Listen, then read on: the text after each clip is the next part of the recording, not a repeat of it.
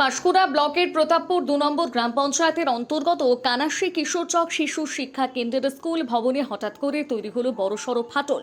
পরিবর্তিত পরিস্থিতিতে বদলানো হলো পঠন পাঠনের স্থান।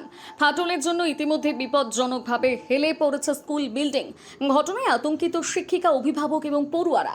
নিরাপত্তার স্বার্থে স্কুল বিল্ডিং আপাতত বন্ধ রাখা হয়েছে। বর্তমানে খোলা আকাশের নিচে গাছতলায় চলছে পড়াশুনো।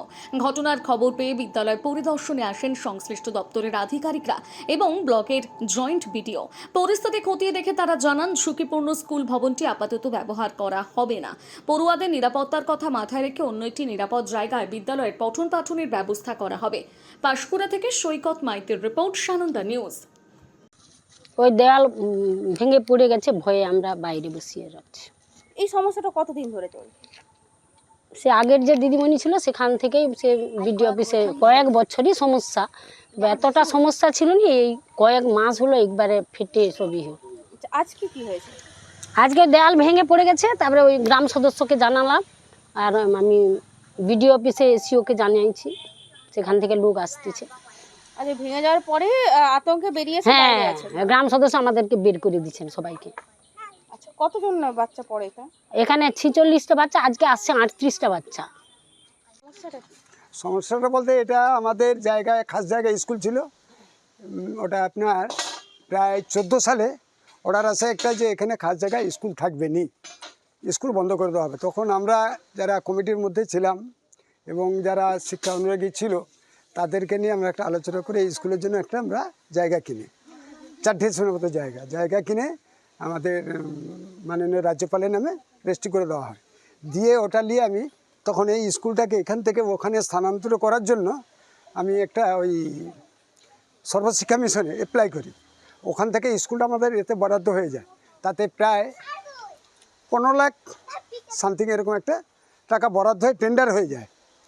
ওই পিরিয়ডে, আমার পিরিয়ডে যাওয়ার পরে ওটা আপনার মনে হচ্ছে 20-21 সালে টেন্ডার হওয়ার পরে ওই টাইমে প্রধান ছিল আমাদের এই এলাকার, উনি এলাকা পরিদর্শনে এসে দেখলো যে ওই জায়গায় জল, দেখে উনি কী করলো, স্কুলটাকে ক্যান্সেল করে দিল।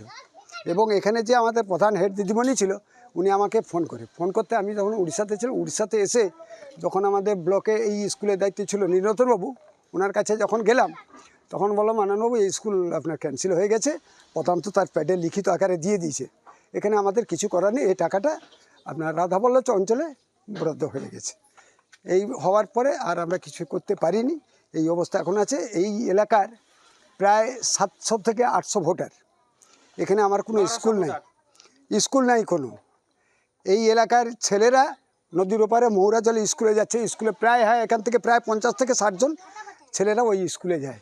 এই বন্যা এলে ওদের যে কি সমস্যা, সে কথা বলে বোঝানো যাবে না। এখন সমস্যা এইসব ভেঙে যাচ্ছে, তাহলে এই ছেলেরা কোথায় যাবে? এলাকার একটা শিক্ষা প্রতিষ্ঠান নেই, শিক্ষা প্রতিষ্ঠান, সেটা নিয়ে আমি সরকার কর্তৃপক্ষ মহাদের কাছে অনুরোধ করব যাতে স্কুলটাকে নতুন করে গড়া যায়। আইসিডি স্কুলটা দেখলেন যেটা প্রায় একদিকে হেলে গিয়েছে, কি বলবেন আপাতত এই শিশু শিক্ষা কেন্দ্র? আপাতত এখানে 40-50 জনের মতো স্টুডেন্ট আছে, ওদের অন্য কোথাও একটা ব্যবস্থা করার জন্য আমরা আলোচনা করছি। বিডিও সাহেবের সঙ্গে গিয়ে আমরা কথা বলবো। আমরা পরিস্থিতি দেখলাম, পরিস্থিতি খুব একটা ভালো না, এই বিল্ডিংয়ে আর স্কুল করার মতো পরিস্থিতি নেই।